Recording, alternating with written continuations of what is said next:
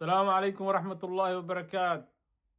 أفرتي بشي كوي تونات كون أفر بقول أفرتين تدو كوبيغن لواتني كودي بشي أفراد لوض كون إي لواتن إي لحدة أفر فلسطينيين أياكو أفر فلسطينيين oo lagu dilay rasaas ay fureen ciidamada Israa'iil ee daanta galbeed jooga. wasaaradda caafimaadka Falastiin ayaa maanta Talaada sheegtay in afar Falastiiniyiin ay ku shahiideen tan iyo saaka gudaha daanta galbeed ay haysato, kuwaasoo ay ku jiraan 2 carruur kadib weeraro ay geysteen dadka deegaanka degan Satel iyo rasaasta ay fureen ciidamada Israa'iil meelo kala duwan. Wasaaradda waxay sheegtay bayaan kooban ku sheegtay in 2 qof ay ku shahiideen rasaas ay fureen dadka deegaanka degan tuulada al-Muqayir ee bariga Ramallah.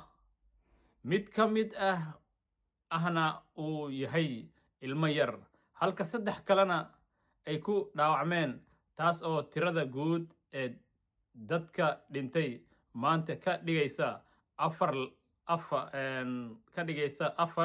Laba qof ee lagu dilay al-Muqayir ayaa lagu kala magacaabi jiray Awees Hamdi al-Nasiin 14 jir ahaa iyo Jihaad Masuuq Abu Nasiim oo 32 jir ah.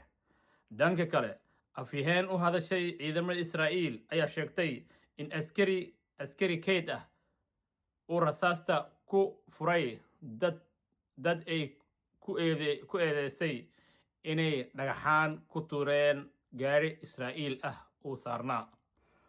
Warbaahinta Falastiiniyiinta iyo ururada xaqul aadanaha ayaa sheegay in ciidamada Israa'iil ay marar badan sida oo kale u sheegeen in qofka rasaasta riday uu yahay askari kayd kadib weeraro ay geysteen dadka deegaanadaasi. Magaalada Jenin ee waqooyiga daanta galbeed waxaa lagu dhawaaqay geerida Rajaa Fadel oo 49 jir oo ku geeriyootay dhaawac ka soo gaaray howlgalla ay Israa'iil ay fuliyeen. Sidoo kale, magaalada Al-Khaliil Hebron ee koonfurta waxaa ku shahiiday wiil dhalinyaro oo lagu magacaabo Maxamed Majdi Al-Jabiri oo 16 jir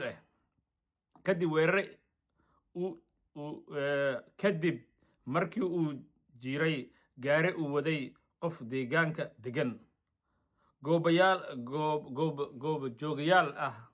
Goobjoogayaal ilo caafimaad ayaa sheegay in wiilka lagu jiray isagoo ku sugan mid ka mid wadooyinka magaalada, isla markaana uu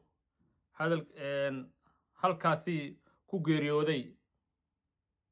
Daanta galbeed ayaa tan iyo Oktoobar 2023 waxaa ku socda koror weyn oo ku yimid weerarada ay geystaan dadka deegaanadaasi iyo howlgallada ciidamada Israa'iil.